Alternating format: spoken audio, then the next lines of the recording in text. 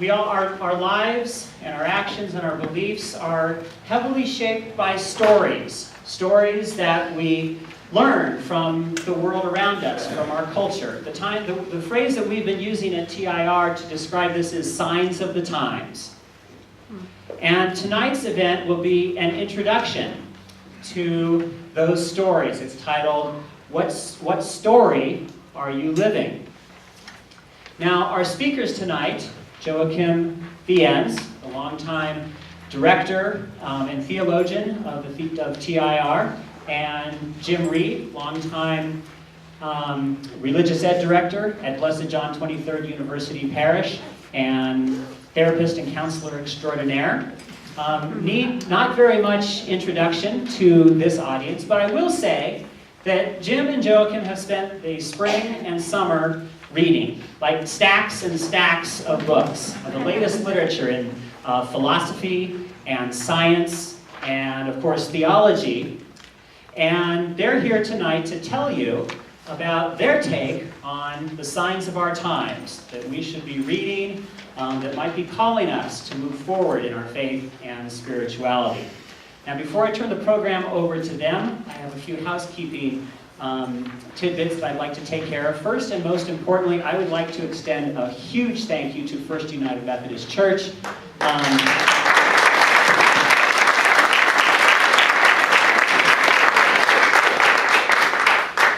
They are our very gracious and generous hosts, not only tonight, but for all of the programs that will be taking place this semester. I'd like to thank Reverend Steve Easterday McPadden for his role in facilitating this, and also David Reid, who has been just a wonderful liaison between TIR and First Methodist. I'd also like to thank the members of the board of directors of TIR. And those of you who are board members, would you just briefly stand up and let us thank you, acknowledge you. Bill and Helen.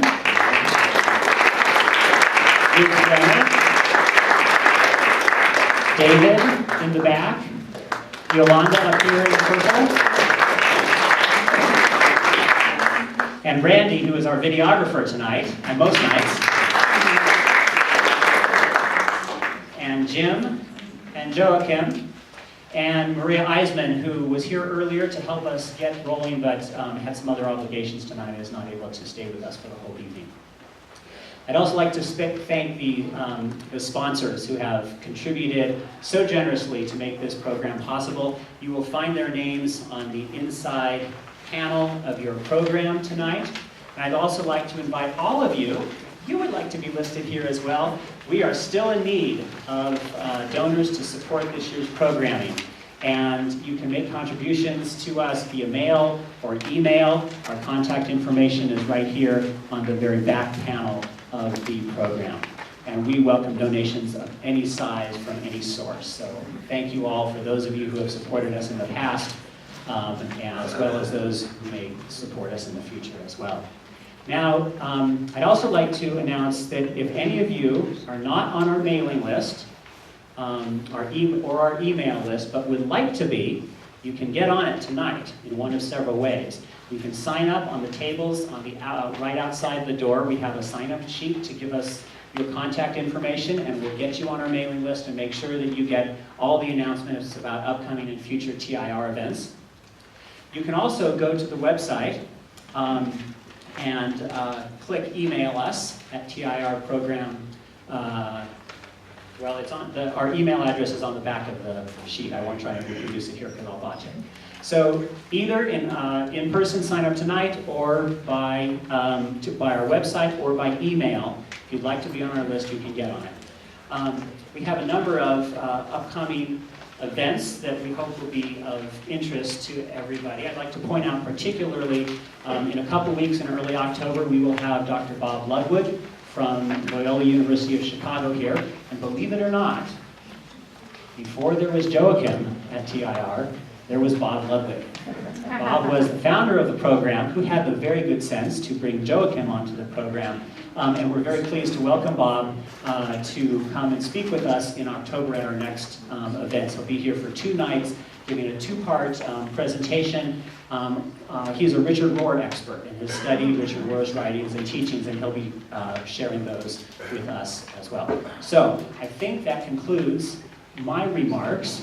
One last thing that I was asked to say, and that is that tonight's PowerPoint presentation, tonight's handouts, and tonight's video will all be available on our website. If you didn't get enough of it tonight, there will be more on our website. And now I'd like to ask you to join me in welcoming Joachim and Jim.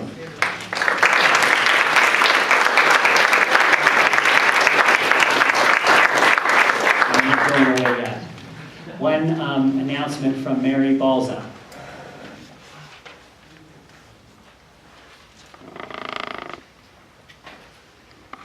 Okay, I am a former member of John the 23rd, it's hard to say that, and I miss my family. So we have decided to have a gathering of people for a potluck. And this is a note talking about it. It will be on October 24th, and it's pretty self-explanatory. If you have an email address, I'll email this to you, and let's save the letters for those who don't have computers. And anyway, we're just going to have a gathering to eat and talk and pray. That's it. Thanks, Mary.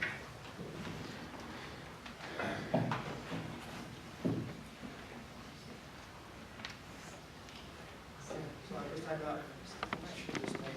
can you hear me? No. Can you hear me now? No. She's soft-spoken.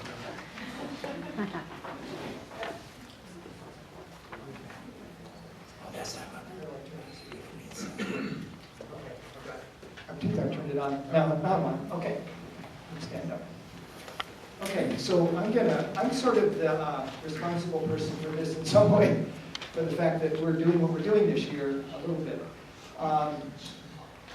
One of the things that has happened to me over the last 6 months or so is I started reading the philosopher Ken Wilber. And many of you know Father Thomas Keating, who is one of the founders of the contemplative outreach work and Center in Prayer. And he was profound, he has been and continues to be profoundly influenced by Ken Wilber. They have been friends for a long, long time. And so I first started hearing about Ken Wilber through Thomas Keating. And then about 6 months ago, my wife had been reading Richard Rohr's book, Falling Upward. Many of you have, I think, gotten into that material too. It's a lot about second half of life spirituality. And she was reading a section of it to me one morning, and the section had to do with the influence Ken Wilber has had on him.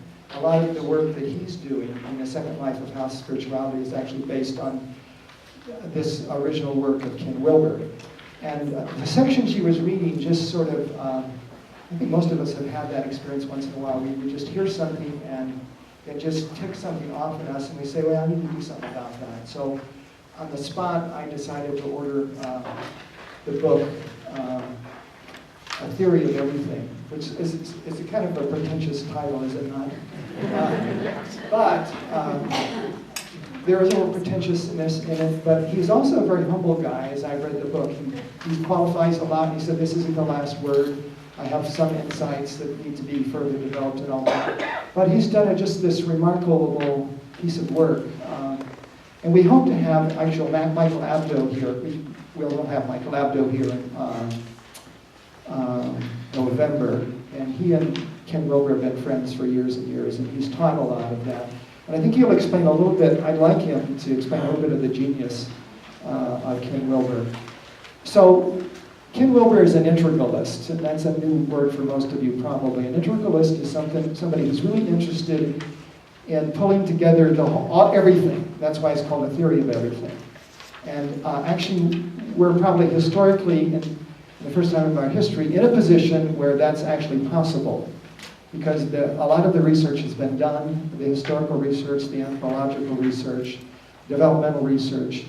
All of this work has been done, and there are few people now beginning to say, maybe we can now start pulling all of this together in a cohesive picture. And that's been Ken Wilber's life work, is doing that. So it's this gigantic picture that includes everything. And so I started, I didn't start reading the book right away, but I eventually got into it and was just captivated by it. And then I sort of had some conversations with Joachim, who had also known about Ken Wilber for years, but never read anything either. And then we started feeding off of each other. And we got into the other book, he got into the other book, and I did too, A Brief History of Everything, which is also a very big title. But what I found is the integralist idea has really captivated me, because I think my whole life I've been interested in that bigger picture of things. And I guess my sort of foundational belief is God is everywhere, and God is doing things everywhere, not just in any one single tradition. And I've always sort of been interested in, so what are the universal things God is doing everywhere? And sort of that's what Ken Wilber is sort of doing too. There's this profound spiritual dimension that runs through all of his work that was also very, very much in harmony with where I am. So that's sort of how I got into this. And as I read more and more of his work, I think we all do this too. You live with these questions and you don't know how they fit together or how to answer them. And as I explored this gigantic framework he's created, all of a sudden I began to get a kind of a cohesive picture that made sense of a lot of the things, both within my church institutions, in our larger society, in my own life, in the life of my clients that I work with on a daily basis. I began to be able to have a bigger context in which to resolve some of those issues and create a direction also through some of the difficulties I think we face, both all the institutions in our culture, I think, and sort of worldwide between countries, these relationships between countries, the political sort of polarities within churches. All of those issues began to kind of take on a different sort of perspective and a more clarity for me because of the framework he was creating. So what happened for me then is I thought, well, this provides a really large, really cohesive, integral framework in which to do theology and spirituality. And he does include spirituality in his process too. So Joachim and I decided that, he's a systematic theologian, and that their commitment is to the biggest picture too. So this was in perfect harmony with Joachim's nature, actually. So he and I have been sort of partners in doing this together.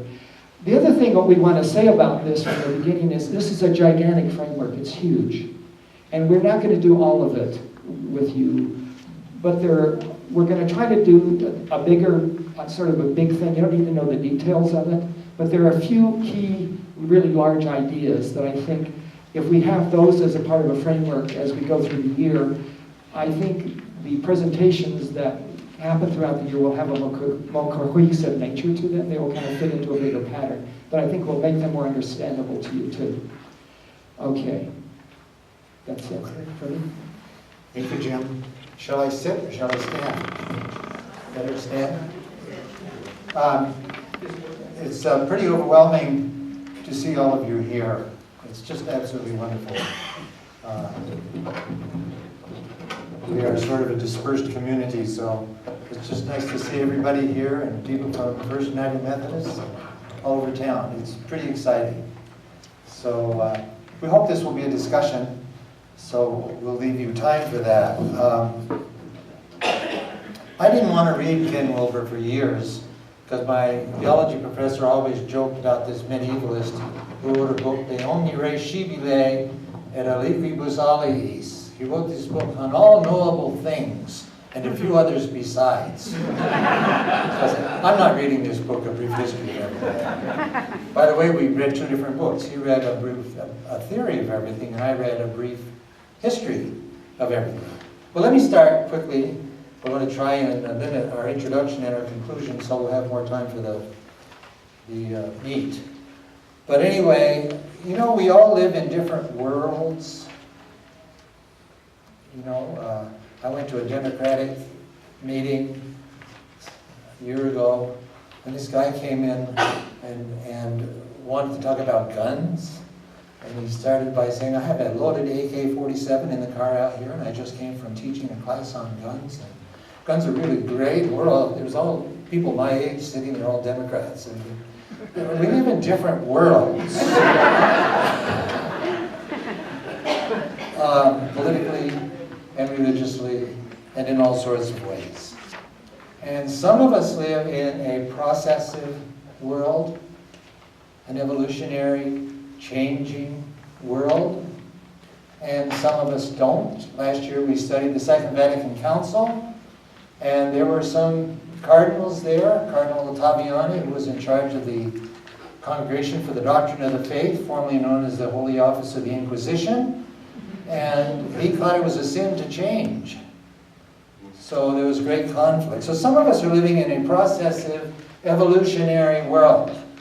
And I don't think I have to explain that to this group. We also live in a globalized, we've talked a lot, the Theologian Residence Program and all of you, we've talked a lot about globalization in the past 10, 15 years. And with globalization, we're in touch with the whole world through communications and travel and education and languages. And our boundaries are more porous than they ever were. And I think cosmopolitanism is sort of an intense awareness of globalization. So the cosmopolitan experience is that you've been in touch with a lot of different cultures and a lot of different worlds, and you can no longer just write them off because they're not mine, they're wrong. You might be married to one of these people who come from really different worlds. That's what I mean by cosmopolitanism. A globalized world with porous boundaries. And then physics has given us a new picture of the world and of the world's origin, sort of. They don't know what happened before the Big Bang, but we have some ideas, but pure speculation. But anyway, it sort of tells us about our origins and our historical development and where we fit in that world. So the new physics, and that's why you've got all these spiritual books people give me. And one is the New Cosmology and Spirituality. And one is the Emergent Christ, the Emergent Church. And one is, it's all about a field of compassion. It's about holographic stuff and astrophysics and entanglement. And the only thing I know about entanglement, I just read an article in the New York Times about entanglement. And if a related particle gets out of that black hole by some miracle, it can't marry another one. Entanglement forbids promiscuous entanglement. I mean, so interesting. So I was wondering, how do all these spiritual people get involved in astrophysics and physics and evolution? It's a mess. A lot of our spiritual imagery and structures were formed in a very different world, a static world. It's like you've all heard this joke, especially those of you who aren't Catholic. If the King James Version of the Bible is good enough for Jesus, it ought to be good enough for us. That's sort of a static world.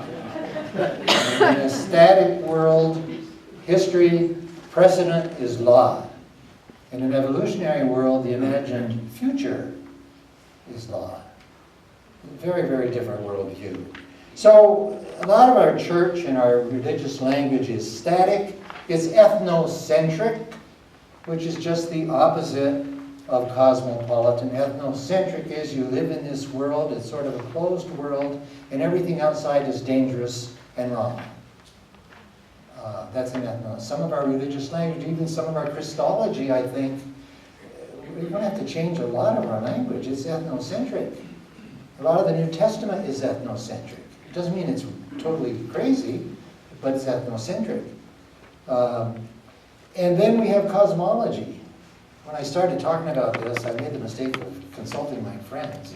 Well, they first of all said, well, nobody knows what cosmology means or cosmopolitanism.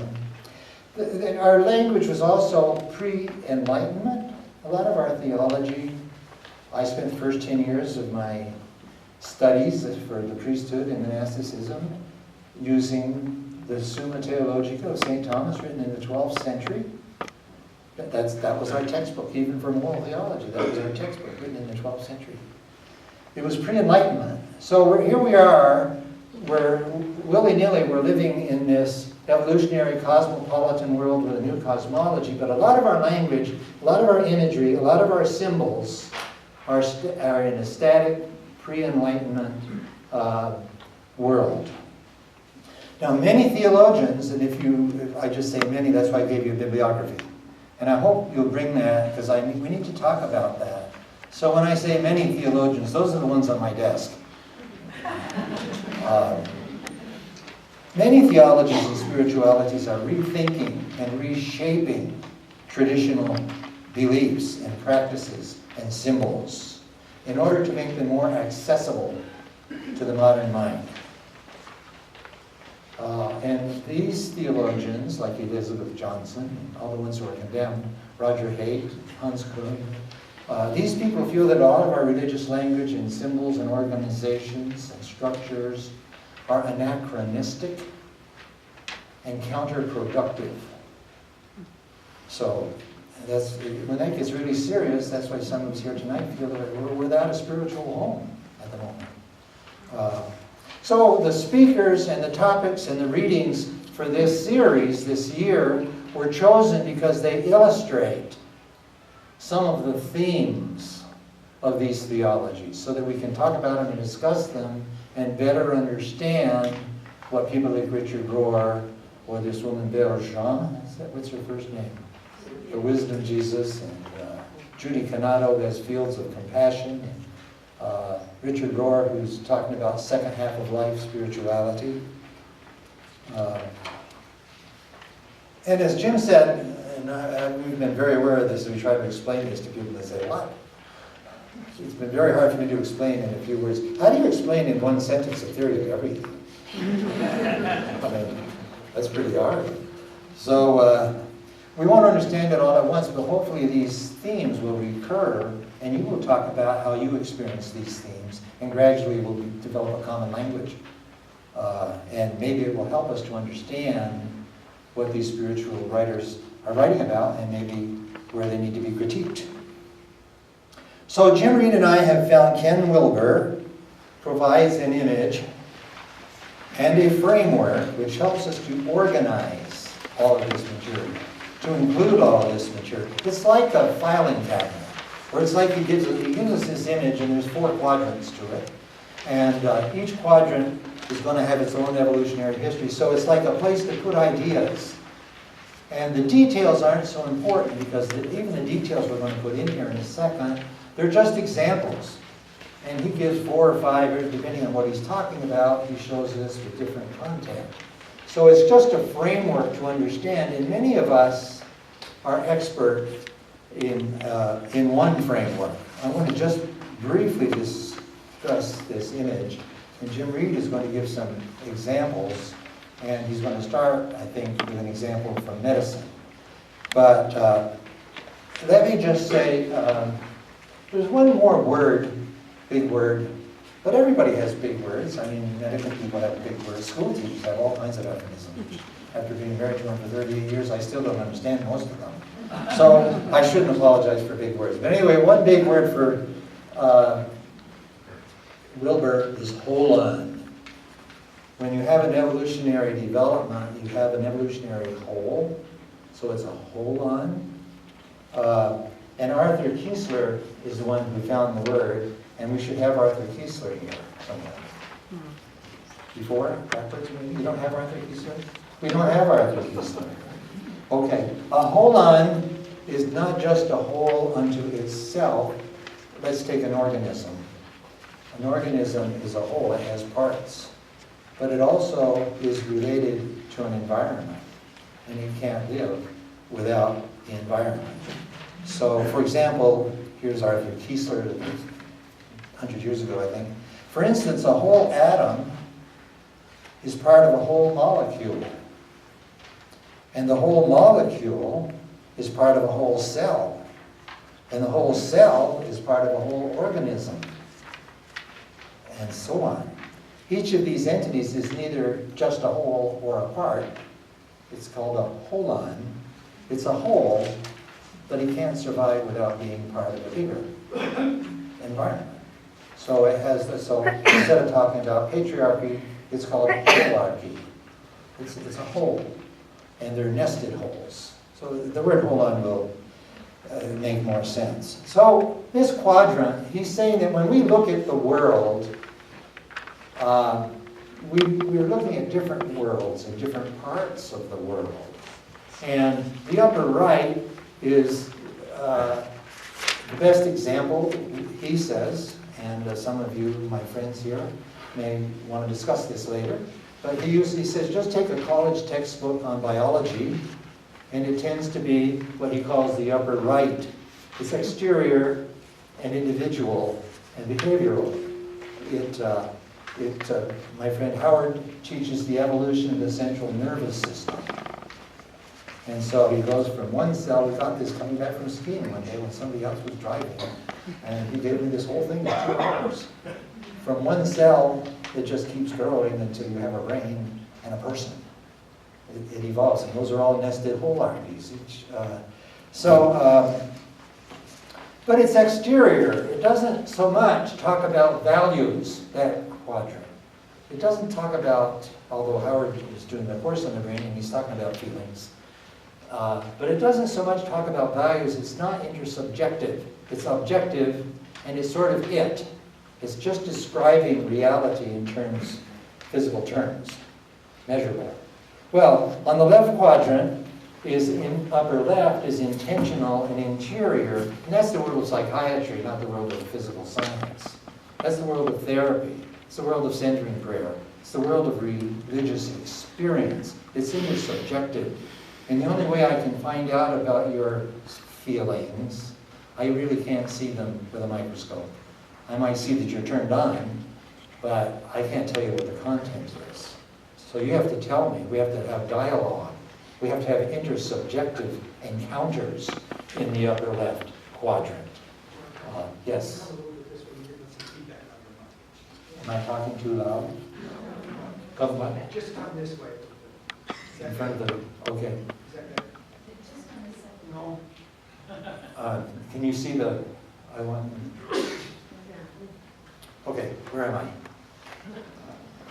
So the upper left is intersubjective feedback. And Lonergan and Wilbur, they will say, you can have a pile of rocks, and scientists, physicists and scientists, and people who measure things, they can study it forever, but they'll never be able to tell you that this pile of rocks is a law school. It's a law court. That physical science can't tell you that type of thing, that kind of meaning. That's a different world. Well, but both of those are individual.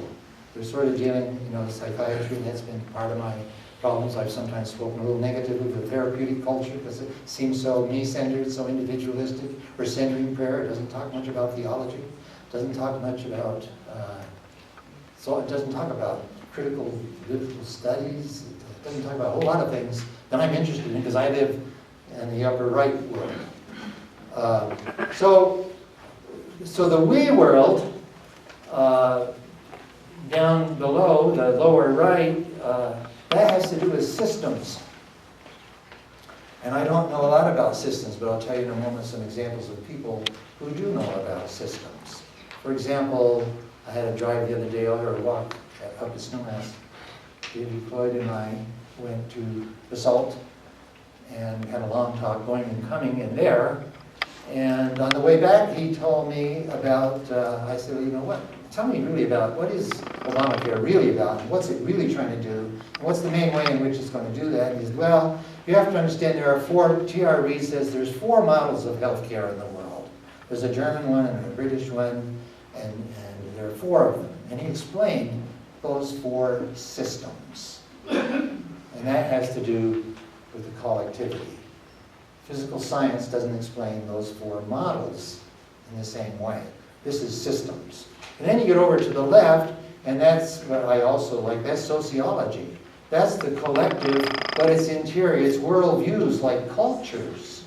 A culture isn't something you can measure. I mean, I suppose you can measure. There are people in psychology who do testing. But worldview is mythic and archaic. So can we move to the next? Okay, you can put all 4 because I'm going to run out of time. Okay. Now, each of these quadrants, it goes this way. Each of those quadrants has a history, an evolutionary history. So this framework for understanding how you're looking at the world, it's 4 quadrants. One is, upper right is exterior and individual is sort of it. The upper left is we and interior. The lower right is systems, it's objective again, but it's dealing with systems, like nations, industrial systems. And on the left, this one doesn't show us, so can we see the other one that shows, we had to simplify this. In your handout, more of the detail is there if you have a handout.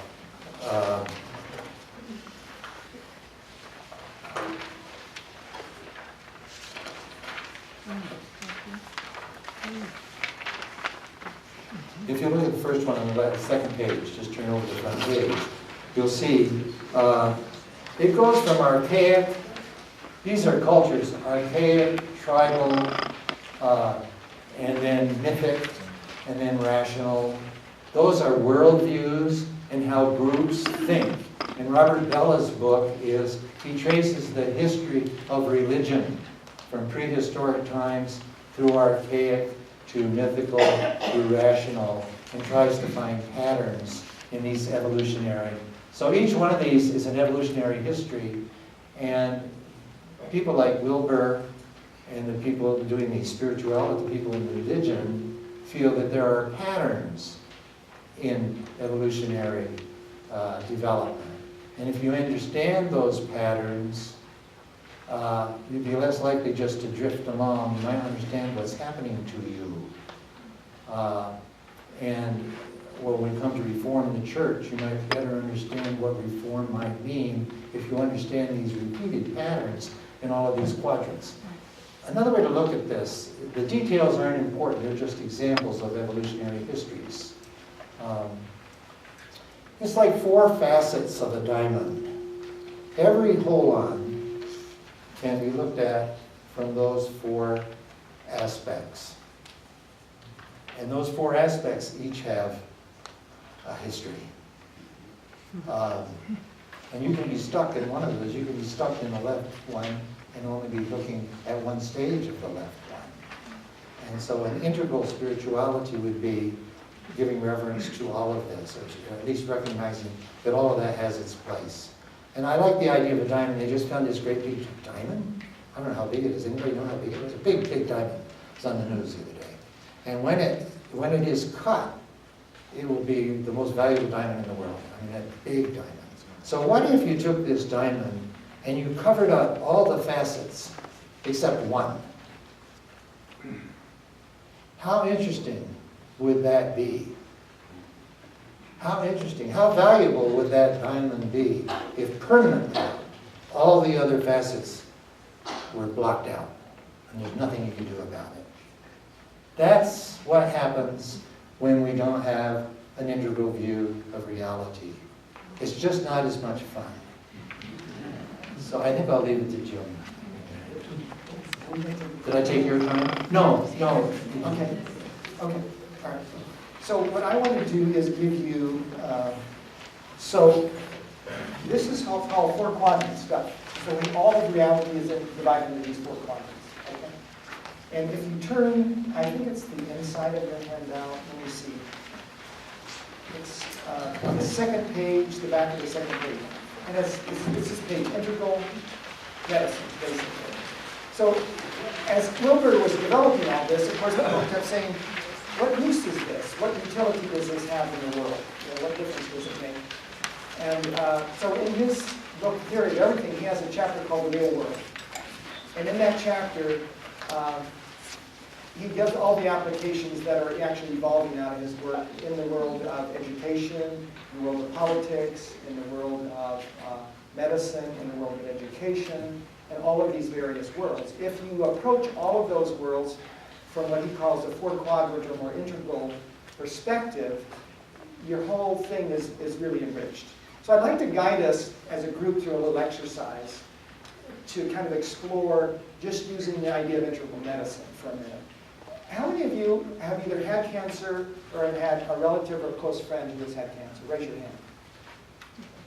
Okay, that's practically everyone. So this is good. Let's use cancer as an example of that, can we? And what I'm going to do is guide us through a little exercise exploring what an integral medical approach to cancer would be as we move through these various quadrants. Can we do that together? Okay. I don't think so. They have this. We can just use this basically. Let me put my other sheet on for us. So that upper right-hand quadrant is the individual external. All the things that you can measure at even the most microscopic level. All the things that have an outside thing that you can observe and measure. That's what they're looking at. And a lot of medicine is a big spectrum too. There are a lot of approaches to medicine. But sort of the classical view of medicine is that cancer is caused by something physical, basically. Okay? And so a lot of the treatments, we're expanding that now because there's a lot of alternative things, but that would be the upper left-hand quadrant.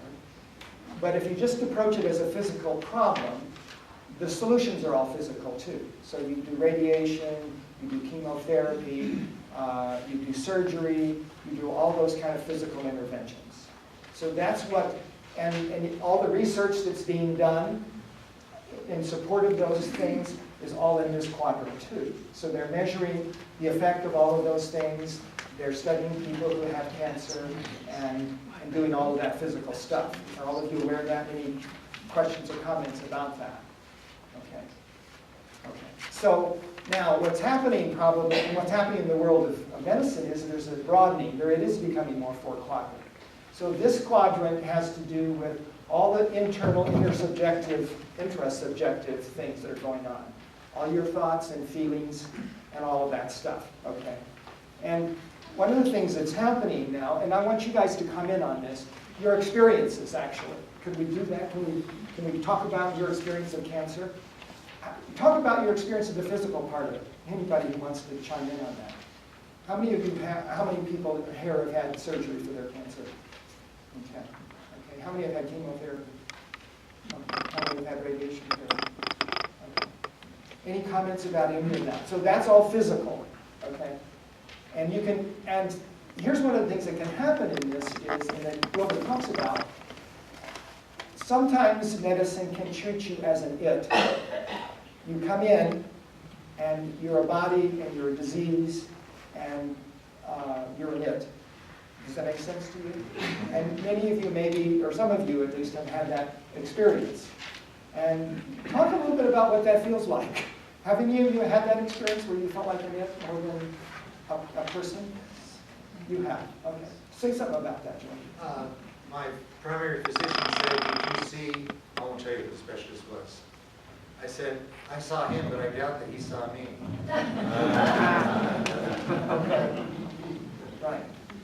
So it's that way, and I have lots of friends who are practitioners, therapists of various kinds, PT people, and I know in some of those areas of providing healthcare, there's a huge amount of pressure on the bottom line to get people in and out. And I have friends who work in OBGYN, nurse practitioners, for instance, and they have a thing 15 minutes and you're done. And you just keep moving people through the system. And so the system can get organized in a way where the message conveyed is you're an it, and you're a disease, and you're a source of income, and we want to get you through the system. Okay. That would be the far negative side of that. Okay. You also have doctors who don't do that, and parts of the medical system who don't do that also. Okay. So let's look at the individual interior. I'd like to talk a little bit about this.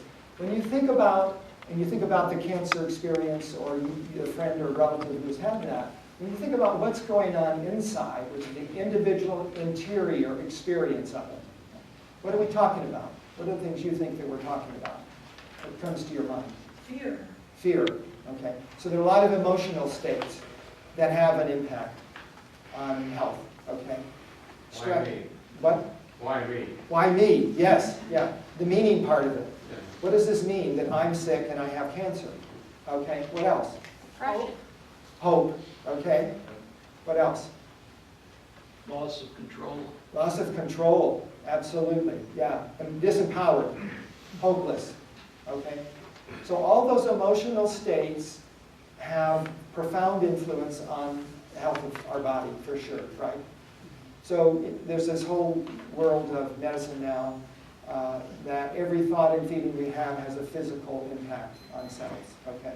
That they can measure in that quadrant now too. But if you're not tuned into that part, okay, you don't include that in your practice. Does that make sense? So I'm also thinking of things like beliefs. I've just read, there was an article in the Denver Post today, Dr. Oz, I don't know if any of you ever read his column. He had an interesting article on placebo effect in his column tonight. Did any of you read that? Yeah, interesting study. 59% of the effect was a placebo effect, which is actually a profound effect caused by our belief system, not by the medication given. So there's this profound whole thing of belief. There's a book out recently published called The Happiness Advantage. And if you've ever seen that, Sean Agar done all this research. And happiness, which is an inner, inside thing, feeling, is a major predictor of our health, okay? There are also beliefs about sickness. This can't be cured, this can be cured. What can help, what can't, okay? All those levels of stress, obviously. So there's a whole world of also treatment that's developed around that internal quadrant, which has to do with intersubjective states. Okay. Do any of you want to comment more about just your experience of cancer and how it relates to that? Pat? Actually, this is 25 years ago when I had breast cancer. Yes. My oncologist, I went through chemotherapy, and he suggested that I wear an ice cap on my head so I would not lose my hair. Yes. And I said, no, I've done research on that, and if that happens, the cancer can come back and take hold in the areas that are not being reached by chemotherapy. Yeah. And he said, that does it. We will not put the ice cap on you. And I said, oh, have you read that also? And he said, Pat, I don't believe it, but you do. Yes. We are not taking that chance. Yes. What a wise doctor. Yeah. And I'll tell you an experience too. I had finished chemotherapy and then went to start radiation, but I told them when all this started that we were going to Europe. I said, fine, you can do this on the 19th of September, but anytime before that, you can't do it. And so my oncologist, wasn't real happy when I made that decision, but she called me back in 2 days and she said, I can't prove one way or the other that it's going to make a difference. And so I think personally that you have to sort of take control, as Pat is saying, they have all this whole gamut of things that they can do for you, but I think you have to say, wait a minute, Yeah. On the second point, I think it's when you have that kind of diagnosis, you establish an attitude. You either say, I'm going to fall in the black hole and forget about it, or I'm going to say, I'm going on with my life, and if it happens, it happens, and if it doesn't, it doesn't. Right, and that's that quadrant right there. Nice, thank you, Carol. So Jim, I can tell you about an experiment, the relationship between well-being and the immune system. Yes. So within the immune system, you have some cells that can recognize sick cells, like cancer cells, Yes. virus-infected cells, and so on. Yeah.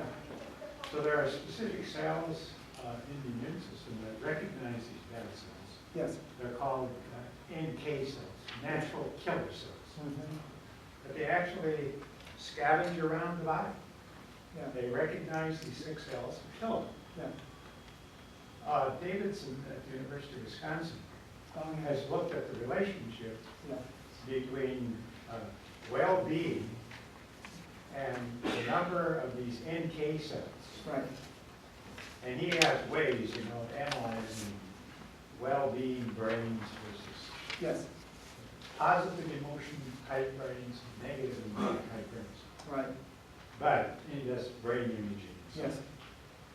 But what he finds is that when he looks at, let's say, the most positive emotional type of brain, Mm-hmm.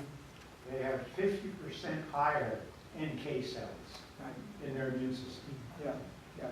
Which is sort of what Sean Agar is saying too. The happy person is a healthier person. Yeah, exactly.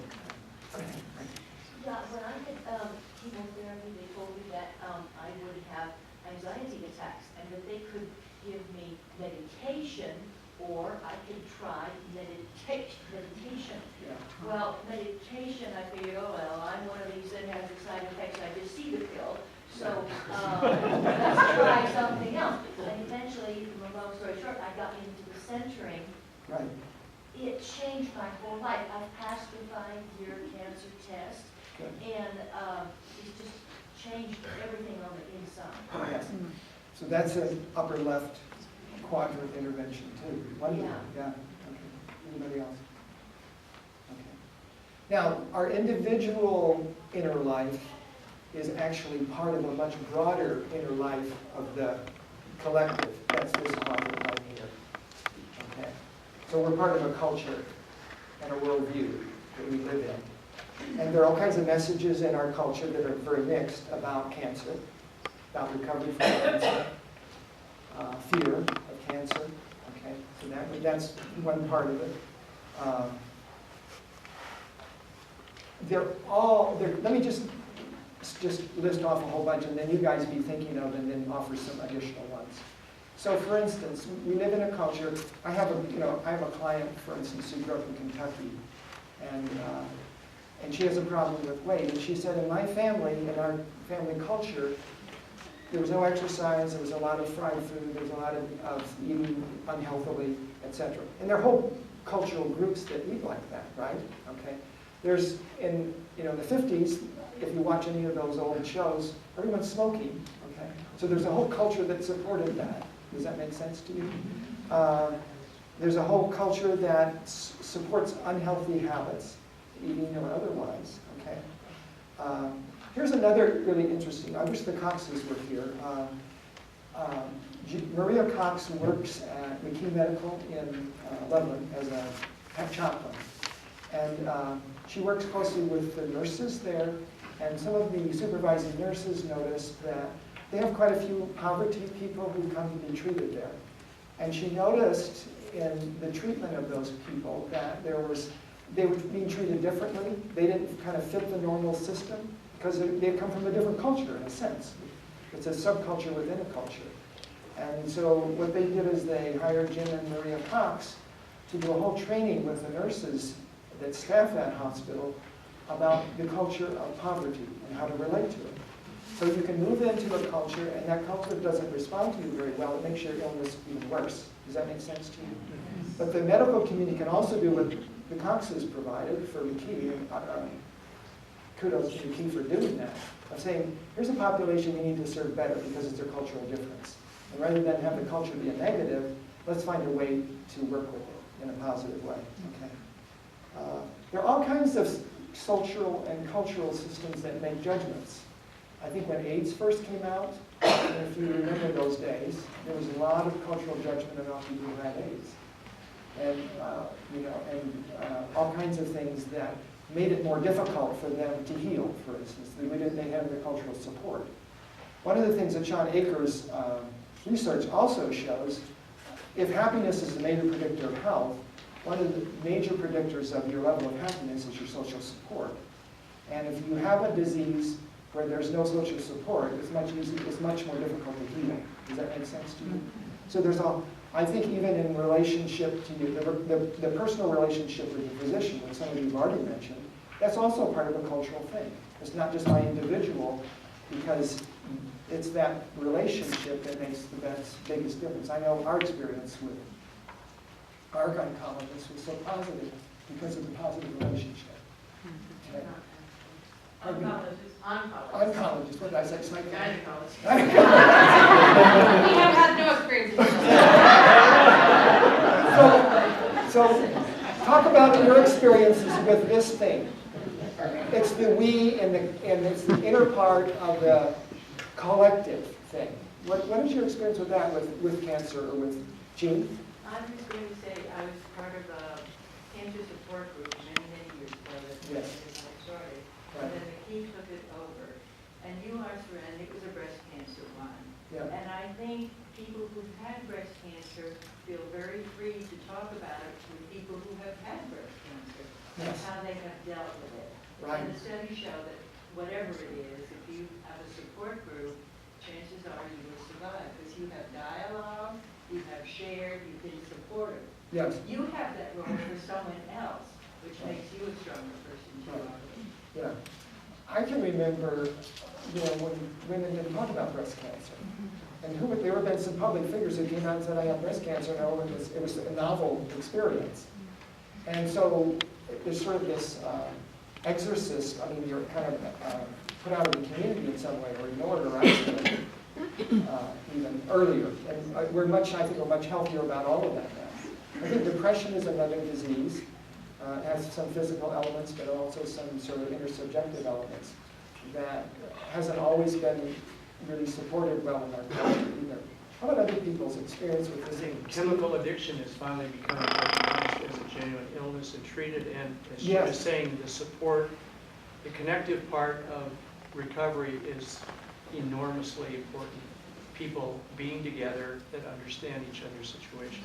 Yes, absolutely, yeah. Another place is post-traumatic stress disorder. I think that people coming back from the war, recent history, and all of that, a support system is really huge in those places too. Anybody else about this part? Ruth? I worked in a hospital quite a while ago. We had the first AIDS baby born in the United States. Okay. And the mother abandoned the baby. Right. And so the baby was left in the hospital. They were afraid to have somebody adopt her or to go into foster care because they didn't know whether this child was going to be contagious.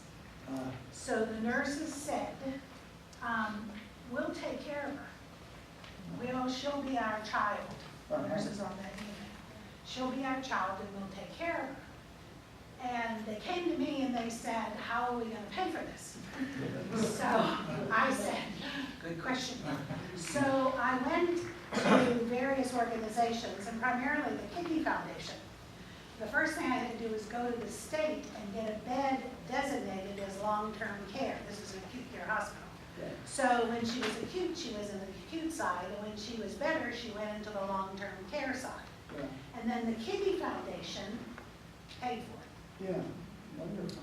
So it took a whole community to take care of this child. And eventually, she was able to go home, or to go to an adopted family when she was 3 years old. But the nurses took care of her for 3 years. Wow. Cindy, you must have some stories about this because you work in this world all the time. Do you have anything you want to offer from your community medicine? Where to begin? I know it's huge, isn't it? The only way to be effective is to follow that McKee method. Mm-hmm. If I expect the people I interact with to live in my world, who is the fool? Yeah, right. One thing about these perceptions, they're not Xerox copies of reality, our knowledge. We always interpret. So our knowledge, what we call our knowledge, is partly constructed, like the social construction of feminine. It's partly socially constructed. Not totally, that's a big philosophical issue, but so your culture has a lot to do with what you experience in the upper left. Exactly. And the system, and that like poverty, poor children who don't know how to use, they have computers, but they don't know how to use the computer, find out about scholarships. So you've got, and I think it's important to say that when Jung divided personalities into 4 directions, it wasn't, introvert, extrovert. It wasn't so we would label one another or we would label ourselves. It was so that we would see where we're highly developed and where we're not highly developed. And that's the purpose of this isn't to label a scientist as being locked into the upper right quadrant, but is to say great scientists like Einstein were in all 4 quadrants. And that's where we would like to be. Right. But our knowledge is partly constructed, and that's very important. And I think there's target in art on biology, that the self-organizing system responds to stimulation. Yeah. But it's not just the reality out there, it's what you perceive as stimulation.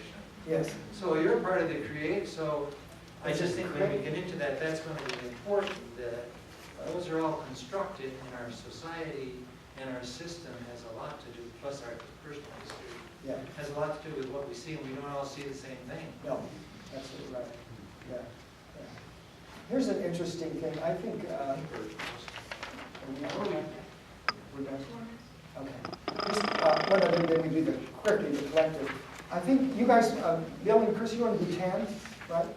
Were you in Bhutan? Yes, yes. They have an interesting thing. I think this is accurate. I think I saw this. We have a gross national product index that we use to sort of judge things economically. Bhutan, they have a gross national happiness index. Were you aware? I don't know if you were aware of that when you were there. Yeah, we did. We heard that. Yeah. Before we went and we read about it. We read about it since. It's interesting. It's a very homogenous culture. Yeah. And very isolated culture, and there's been a lot written about it before and since. They at least recognized it, but it's also a culture that has one of the highest infant mortality rates in the world. Wow. They're- So they don't have the upper right-hand quadrant Yeah. or the lower right-hand quadrant. Yeah. So they're missing that it side of it, the technology side of it, Yeah. the external. Okay. There's another But it's term. evolving in a very interesting way now because it has been so isolated. And maybe they've missed the upper right-hand quadrant, maybe more time. But they've developed some of the other parts that when they get it'll be opposite of what probably postmodernism is. And so Okay. that'll be very interesting to incorporate the upper right-hand quadrant with what's highly developed. Yes, right, yeah. Isn't there another alternative to gross national product that's earlier than happiness? It measured health and literacy, educational levels, I'm forgetting, it wasn't Wellness. national. Pardon? Wellness. Is it a wellness? Quality of life. Not wellness. Okay. Quality of life index. Quality of life index. Well, Quality of life index. yeah, probably that's it. Yeah. Just another way of. Okay. Just to be thorough, my compulsiveness is the lower right-hand quadrant is the external, but it's all the systems. So all the systems that human beings have constructed. And some of those, are like the healthcare systems. They're insurance systems. Who gets paid for what and how much? And those are all systems that really determine how healthcare is delivered in our country. Okay. The systems that produce healthy products, systems and companies that produce toxic products, or toxic byproducts. They're all of those sort of created systems that we've developed as human beings, the external part of that also are hugely, hugely significant. And you can read Wilbur's little descriptions of each of those in this sheet. That's why I wanted you to have that. You can take that home and look at it more. But that will give you kind of the flavor of what he's doing. And if we approach the healthcare world in an inclusive four-quadrant way, his view is we'll do a much better job of providing all the elements that allow our cultures to really help our world to be healthy and individuals in it. Okay. We're going to have a break now. Maybe we'll have a break, and then I'd like to talk about themes that flow out of this framework. We could have the same kind of discussion with regard to church, with regard to medicine, with regard to education, and that is what the theory of everything is that. So we'll have a break, and then we'll just list some themes that the speakers will be addressing. So that works. Well, now we go back to the right-hand quadrant. Joking. There are some themes we thought, we looked at this, I looked at it and said, how are we going to talk about this? So we decided all we can do is take a few themes from Wilbur. And I was already reading Robert Bellah, who wrote a book on religion in human evolution from the archaic to the axial age, 700 pages. Notes are wonderful, 100 pages of footnotes. But it was all that bottom left-hand quadrant. It was cultures, very archaic cultures. So, so there are a lot of themes, but it was a vast topic, but we had fun. We spent hours and hours and hours talking, which we've been doing for, it'll be 40 years this June, and Jim and I have been conversing. That deserves a cake.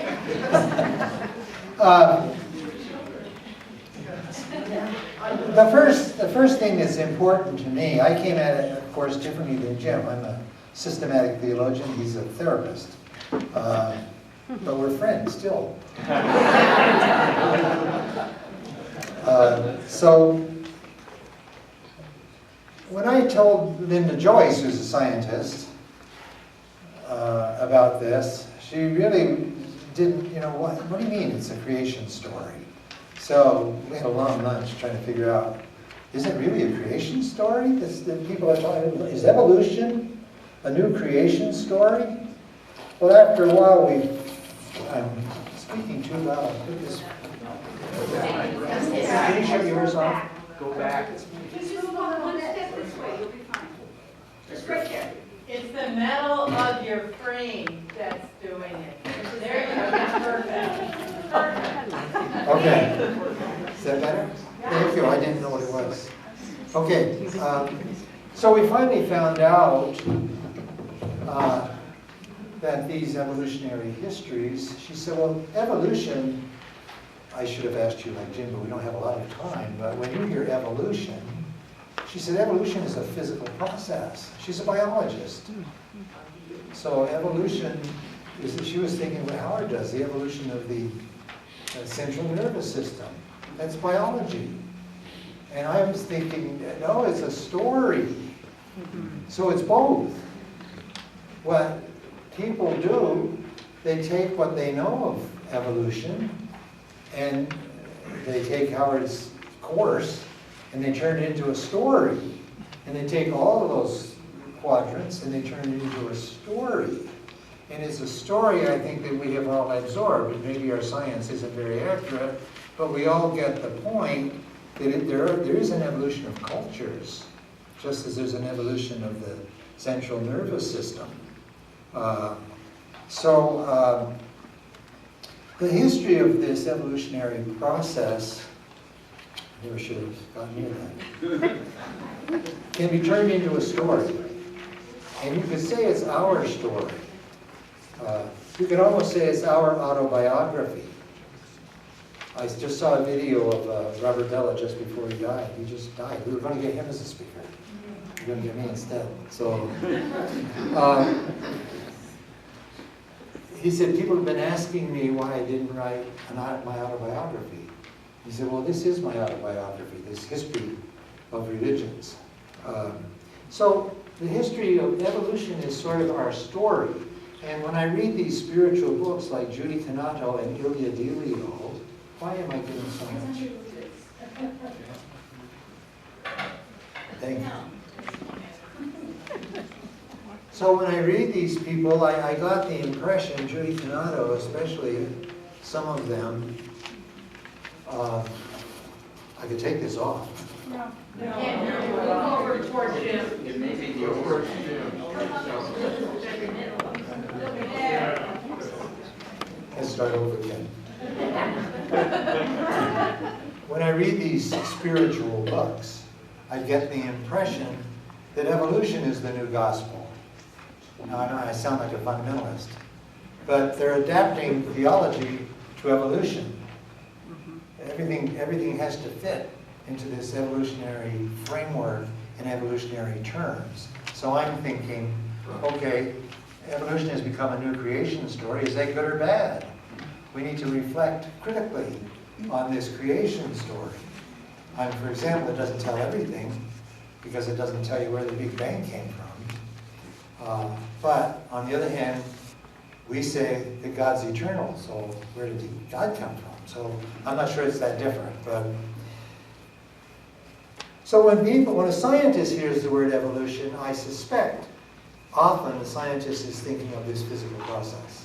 And when a religious person or these spirituality people are talking about evolution, they're presupposing that story, but they're turning it into a story. And when you tell a story, you are imposing meanings, meaningful patterns on your history and experience. John Shea, the great theologian of story, said people keep telling their story until they understand it. The reason they keep telling you some of these stories is they're trying to understand it. And so when you tell the story of evolution, we're trying to understand it. And that's what I was saying at the end of the first session. Knowledge is what you make of it. What do you make of this? What do you make of this? Bob's going to have a discussion next week on why war. Well, what do you make of war? I mean, so our knowledge is always partly constructed. It's not just a Xerox copy of what. So when you tell a story, you are making meaning out of the history. Because we need meaning. So Thomas Berry's the one who he wrote a book called The Dream of the Earth. And the idea there was, sort of over against the earth, if you could really tell the story, the dream of the earth, you begin to see where it's going. And if you could facilitate that dream, it's a much more mutual thing than being the steward or being the dominator. So you enter into the earth's dream and help facilitate that dream. So he's telling the story. He presupposed science, of course, but he called himself a geologian, not a theologian, a geologian. So in this sense, it seems to me that evolution is functioning as a creation story for a lot of these spiritual writers. I don't know if that's good or bad, it just seems to me that's the way it is. Because for me, a creation story tells us where we came from and what our place is in the world and what's expected of us. It orients us. I was saying, Fort Collins, if it's not raining, you don't get lost by east. You know where east, west, and north and south is. You know the mountains are west. If you go to New Orleans, they say upriver or downriver, and you're lost. There is no east or west in New Orleans. It's either upriver or downriver. So creation stories, and that's why they're always cosmologies. They tell us about the world, where it came from, and where we fit in it. Foundation myths are very similar. When I study the four Gospels, each of the four Gospels is a foundation myth. It tells Christians where they came from and what is expected of them, who they are, and what's expected of them. And it gives you, it helps you orientate yourself. And I think evolution is like, it's telling us where we came from and where we fit in the world and what's expected of us. And Ilya Delio is that. She turns it into a moral theology. And Teilhard de Chardin said, your job, sin isn't so much what we don't do, sin is failing to get in line with evolution. Woo. So that's the first thing. I really think it is a creation story. We need to think about that. It's our story. And when they get to the higher levels of consciousness, Wilbur and Noah and Plato, they say the mystic is somebody who wakes up one morning and they realize, this is my story. I'm in the story. I'm in this story. It's not just the right quadrant. It's not just the left quadrant. It's our story. The whole thing is us, and we're right in it. So anyway, we've already made fairly clear, I think, that every holon, every nest has four aspects, four facets. You can think of it as individual it, or individual we. You can think of it as collective it's. If you can say that, I didn't get to ask my wife if that's okay. It's plural. Is there such a thing? Yeah. Okay, it's. Or the collective we. So then I have here the image, I already gave you the image of a cut diamond.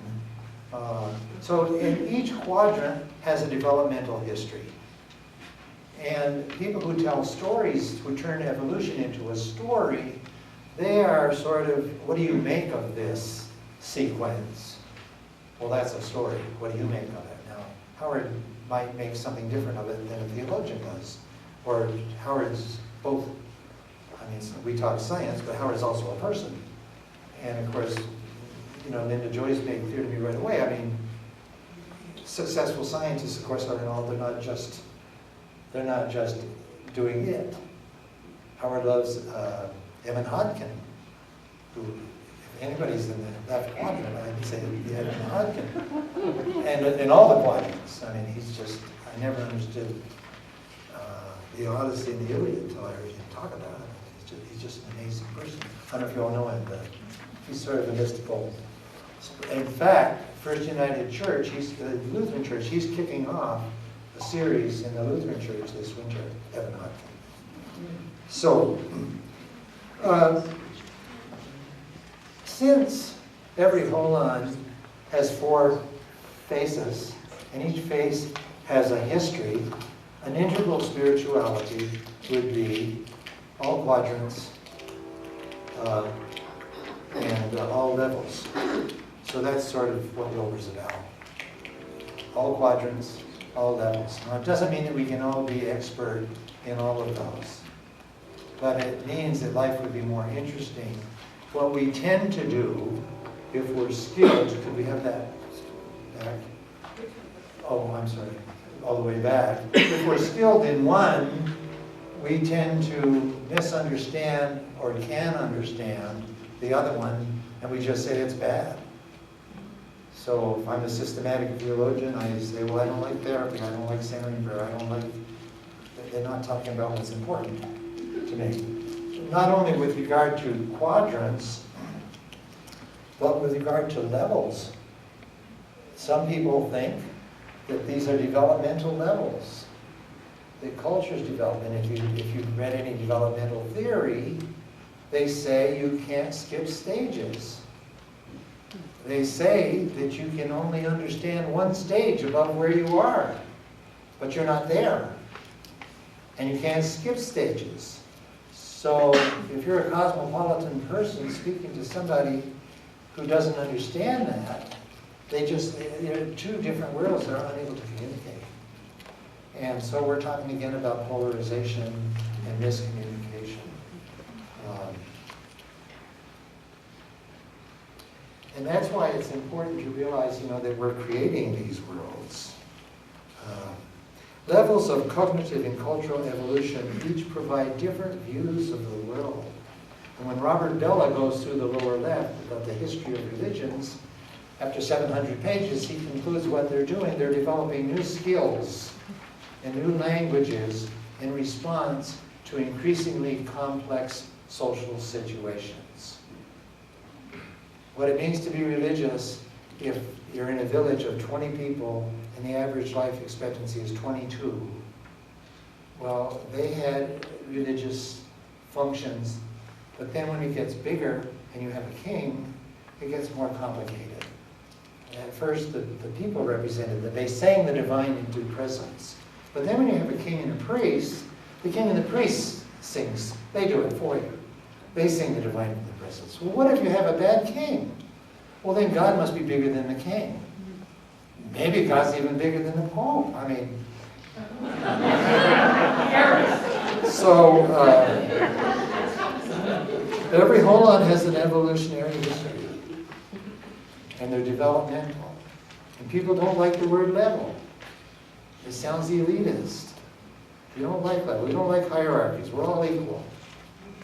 Well, the reason for levels is that a new integration integrates more stuff. It does more things for you. You've got a greater grasp on reality. An organism has a whole bunch of atoms, molecules and atoms, and it has integrated more stuff than just a molecule has, so it's a higher level of organization. It's a higher level of integration. And so cognitive development, it might sound elitist, but it's more economical. It's a better way to do things. You get more done. So if you could find a better word than stage or level, that would be nice, but it's hard to find a better word. And I've already said most of these things. These are themes. The first one is that the first one is that we've turned evolution into a story. And it's such a powerful story that it's contextualizing even our religious symbols. It's contextualizing everything for us. So it's functioning in some ways for me like a creation story.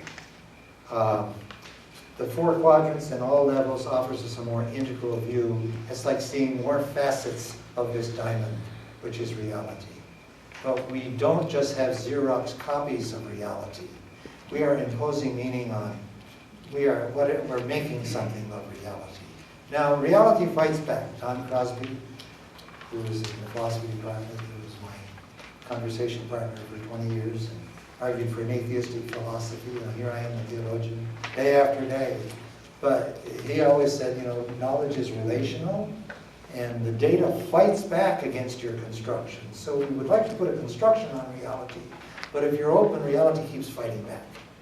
So that's a philosophical problem. Here's one that you might or might not like, I don't know, and I think we will have time for discussion. Evolution always includes, I will say, evolution always includes, and Jim says, while it transcends. And I say, but it always includes. And he said, yeah, but it transcends, only in transcending form. So that's important that you say both. We said that earlier, an organism has parts.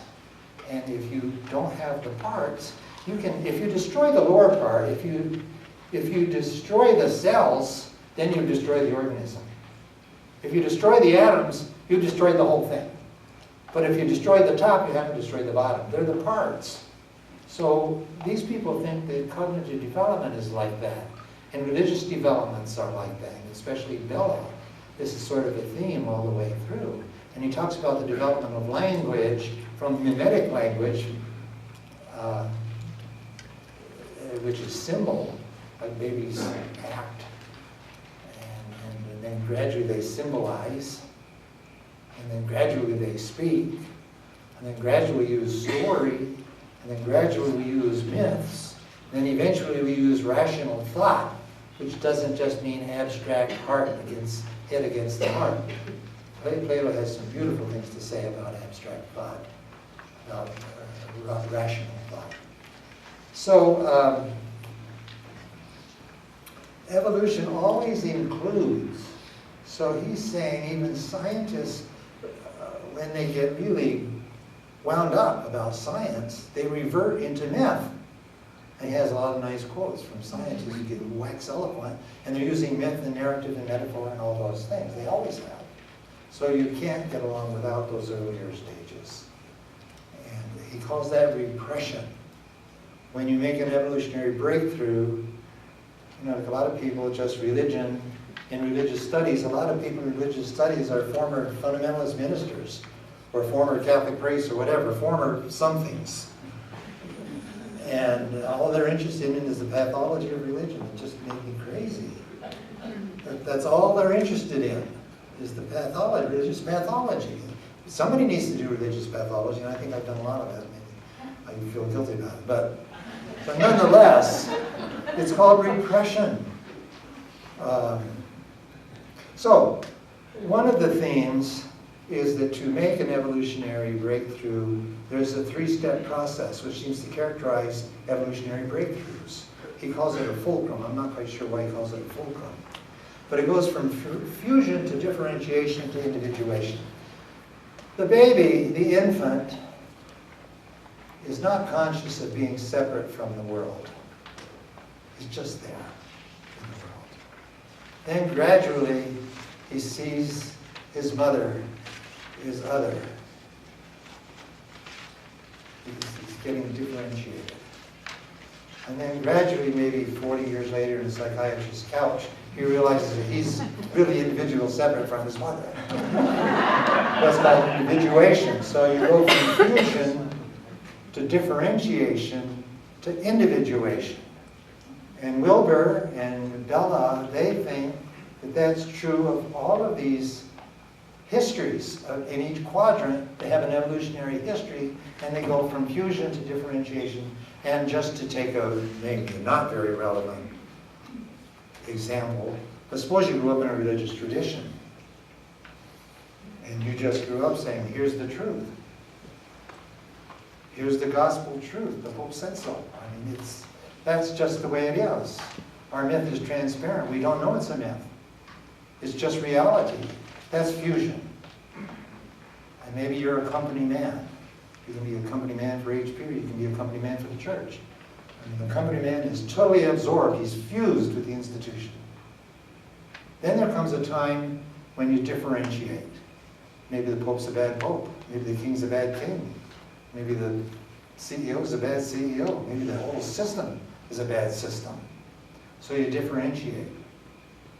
And then you finally have the courage to individuate. I remember reading Rollo May when I left the priesthood, saying, you know, so you fly in the face of all of the culture you know by leaving the priesthood and getting married, but you're still trying to explain it to your mother. So she had all these reasons. She knew why. I still don't know why, but she knew why. You know, so when you are fused, when you differentiate, it feels like death. It is a death. This separation. It feels terrible, but it's a stage of growth. And when you individuate from differentiation, it's like a death. It's painful. It's suffering. It's a crisis, maybe, midlife crisis or something. Then you become yourself. So that's the theme. So those are the themes that are in all these books that people have been giving me. Judy Canado, you know, I don't know those people very well because they don't really turn me on. What turns me on is Robert Gulliver, Roger Reid, but all the people and so as I said at the beginning, we've chosen the speakers and the topics because they illustrate dealing with evolutionary themes, and they tend to roam around all four quadrants. And that's why the book Fields of Compassion is involved with astrophysics. And early on in this process, Jared said, what's astrophysics got to do with this course? You haven't told us that yet. And I'm not going to, but except that if evolution is from the Big Bang to life, to mind, and higher stages of mind like mysticism, then from the Big Bang to matter, that's astrophysics, I guess. And then the nature of matter, that's quantum physics, is giving us a whole new picture of that. And then human development, our stages of cognitive development, human development, that's where Jim Reid comes in. And then if you say there are levels above, then the rational, that's where I like to live. And when I read what Plato says about the rational, it's called theoria in Greek philosophy. He said, oh, theoria is being in touch with, it's like having intercourse with the world. I mean, it's so much for the split between the heart and the head, for me. So then they think there are higher levels where you suddenly realize, this is my story. This is our story. All of us, we're all part of it. And we have to get in line with it, and our job is to facilitate the further emergence of that story. So those are some of the themes that are in those books in the bibliography. But you haven't said much yet, so I think we have another few minutes. Bob Geller reminded me of a book that Howard had given me, which I loved, and it sort of would qualify what I might have said about the upper right hand, The Brain That Changes Itself.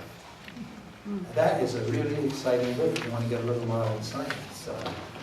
But the brain, the plasticity of the brain, Howard's been teaching courses on that at Osher. It's amazing how we can change our brains, for the better and for the worse. And Wilbur thinks that something can go wrong at every stage of these quadrant evolutions. Something can go wrong and you don't get it. And then you have pathology. So Wilbur thinks we all need some therapy. Because if they're missing, now Howard talks about the first stages of an infancy's life. They have to have certain kind of stimulation. And if they don't get it, it's very hard to get it later. So he wrote an article in the paper saying we should put more money into infants and less into adult education. If they don't get it as infants, they're not going to get it. Some of it. So Howard, I was really worried when you said you were coming because I'm always in somebody else's field, but what would you like to say about this? I know you'll have mercy on me. How much time do you have?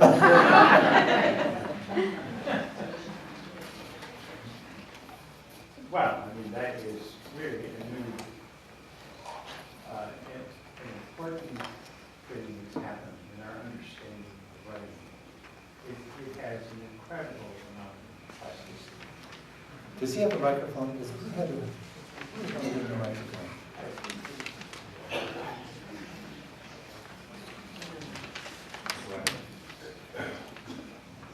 I don't have much to say, but I was just going to point out that one of the really positive things that has occurred in the field of neurosciences in the past decade especially is that it's pretty well established now that even the adult brain has considerable plasticity, that is, the ability to change.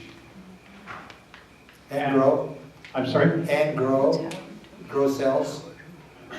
Yeah, well, it's always growing at some level of the organization of the brain. And actually, they have, in the last 15 years, they've also discovered that they're actually in particularly in one part of the brain, that you have new cells that are being formed. And this is in the part of the brain that's involved in consolidating memory.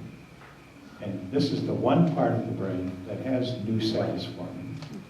And they've found, for example, that with different kinds of experiences, you can be a couch potato. This is the animal world. But you could be a couch potato animal and you won't get very many new cells. But if you're a curious animal, an adventurous animal, and an animal that is challenged, you'll get more cells that are formed in the hippocampus. And in the animal world, you're also smarter. These animals who are more adventurous, they get more cells, and they can also perform more challenging tasks. And of course, that's why there's a meditation and mindfulness. As we talked about earlier, they're getting more evidence of this incredible mind-body interaction. It seems to me with modern physics and modern science, it's easier to believe more things than it was before. I mean, that we really can change the brain. Yes, that's right. And we really can change one another. Well, it's hard, but it takes a lot of work. Thank you. Anyone else? Is this, I realize this is abstract for some, with all of us. But do you have any comments you'd like to make, questions? You say an introvert is someone who asks the questions during the break.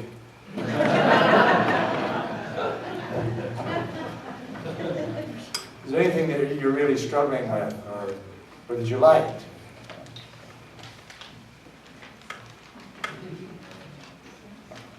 Let me comment too. I was going to go ahead. Well, there are a couple of models that Wilbur offers with these developmental stages. And what he's talking about is the rhythm of them. And this fulcrum rhythm that Joachim described is one of them.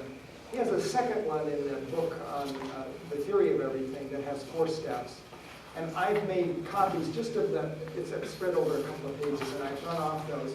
And we'll probably put those on the website, but if you want that, I think it's very, very helpful. One of the things he talks about that connects to the world I live in as a therapist, and some of you are a therapist too, is that as you negotiate these developmental stages, if you don't do them well, there's a certain amount of energy that gets locked into that developmental stage, which has not been available as you move forward. And I think we've all experienced that in our life. We all have experienced. I feel stuck in this part of my life. And so that's one of the reasons when he talks about an integral practice, one of the things he does suggest is that people do therapy. Because if you're dropping a lot of energy through these stages and not completing them well, you end up, as you go forward, having less and less energy to do the final stages, actually, what he calls the transpersonal stages in those stages. So I really like that metaphor of you're losing energy if you're not completing these developmental tasks. The other thing that I just wanted to comment on, it's in this article, in this one-page summary too, is the stages he talks about. Let me just give you those quickly too. There's a stage of fulfillment. There's a stage of fulfillment where you've mastered the task at that developmental stage. Okay, so you've completed that. He calls that fulfillment. And you don't have to complete it completely perfectly, but it's substantially enough that you're solid. Then, when you've done that, you move into a stage called dissonance. That you find that point in your life is no longer satisfactory. There's a dissatisfaction that develops. There's a sense of this no longer is congruent. I'm being called further than this, or bigger than this, or deeper than this, or beyond this. And that stage is sort of that stage of discomfort, where you're no longer fused into fulfillment. And sometimes the fulfillment thing also has to do with belonging, and most of us have been through that. When you move away from home, you've lost that fusion, and that's part of the homesickness thing. Or when you leave a spiritual community, because if you stay there, the transformation you're being called to, you have to sacrifice to belong there anymore. Does that make sense to you? So that process of dissonance is really important to honor it. And in his world, I think too, it's the spirit that's generating this energy that's moving these processes forward too. So, and sometimes our religious communities or our smaller groups use words like being unfaithful now. When we're actually not, we're being unfaithful to the former stage, but we're being faithful to the call to the next stage. Does that make sense to you?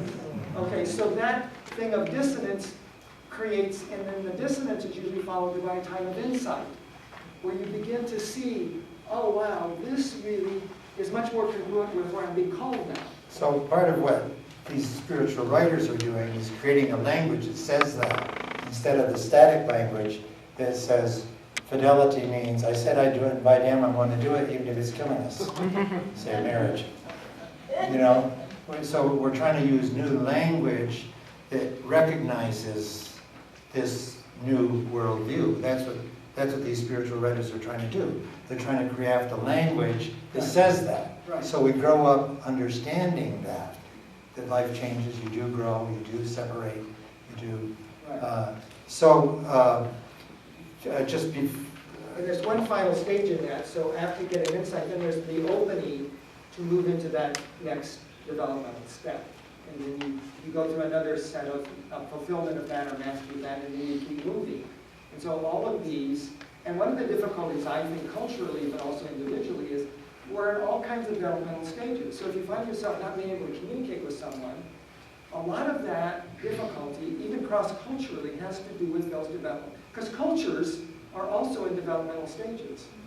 And if we find ourselves in our culture, and if the average level of this culture is one developmental stage, that'll put a drag on you developing further.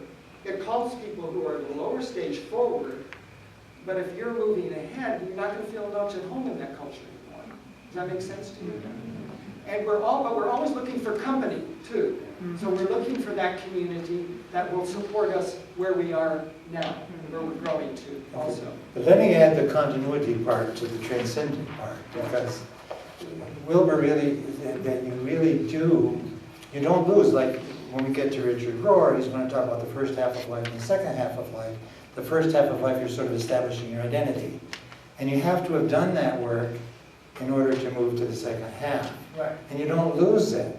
And so you don't just, you understand it. It seems to me there's a point when you have to be able to understand. I mean, some people move and say, well, I've outgrown that. It's too bad you haven't, you know. That is elitist. And I had a great image. That's really important to me, because my goal as the theologian residence has been retrieval, critique, transformation. find out what the tradition was really saying, listen to the modern critique, and then transform it. But bring all the good stuff along with you. It's not just all trash. So when I went up to the monastery, they kindly gave me, because of my history, the highest hermitage, way up on top. And I sat up there and could look down at the monastery, and the monastery is down here, hidden in the trees. And I remember being there in the winter, years ago, and then I see 180 degrees. And it was sort of like my life. And I could understand what the monks are doing, and love what the monks are doing, and wanted to be there. I don't have to trash what they're doing because I'm somewhere else.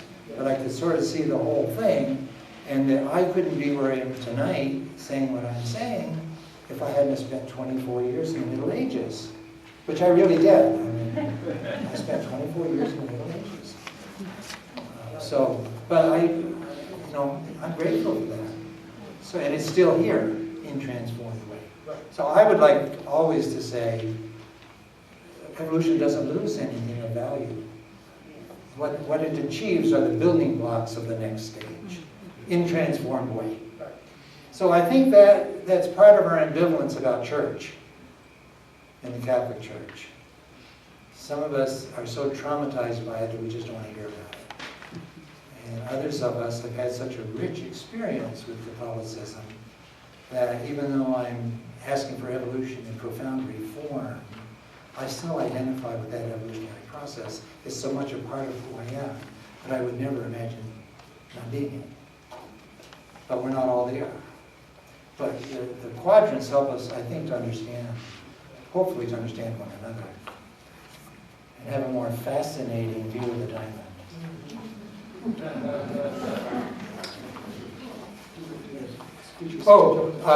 One last thing. You have the last page. Very quickly, I'm sure. Not the bibliography, but just before the bibliography. I didn't know how to move the page, the numbers wrong. It's page 6. The themes, Richard Rohr is the second half-life of spirituality. So it's very much a developmental picture. It's very much an evolutionary theme, and that you have to keep. Michael Halloran is going to talk about higher levels of consciousness in meditation. He's the former Carthusian monk who spoke to us about monasticism a couple of years ago. It's page 6 of the handout. Oh, I changed it. You should have. It's not on the handout. Oh, you have it. You have it. Yeah, here it is. That's what I wanted. That's what I wanted. So anyway, Michael Halloran, levels of higher levels of consciousness. That fits into what we were talking about. The developmental theories tended to end with the rational. And he's saying mysticism and spirituality involves higher levels. He's got a good comment there. You may not know anything about it, but you shouldn't deny it unless you go through 10 years of Buddhist training. How are you to deny what they say they're experiencing? So that's just an interesting. Ken Wilber's Integral Spirituality. Michael Abdo teaches Wilber courses. He was the abbot of Snowmass after I left Snowmass. And then I found this book fascinating, The History of Religions from an Evolutionary Point of View. And then a Trans-Denominational Ecclesiology. Roger Haig did the history of the Christian community through history, and he was going to write a Catholic ecclesiology. But he did such a wonderful job talking about the Reformation that he decided I have to do not just a Catholic ecclesiology, but we have to integrate what we learn from one another, and what would a trans-denominational ecclesiology look like? It's very interesting, I hope. And then the end, this woman who wrote some wonderful articles is coming, Janine Hill Fletcher from Fordham. And for me the question is, what will religious identity look like with this new cosmology in a cosmopolitan evolutionary world? What would it be like to have a strong religious identity and also be living in a cosmopolitan evolutionary world? That's where. And another question would be, after you go through this, what would a real reform of your church look like?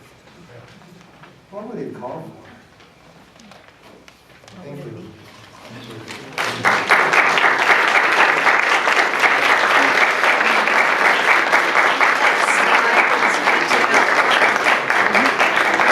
Right before this, there was a slide. Can you put that back up?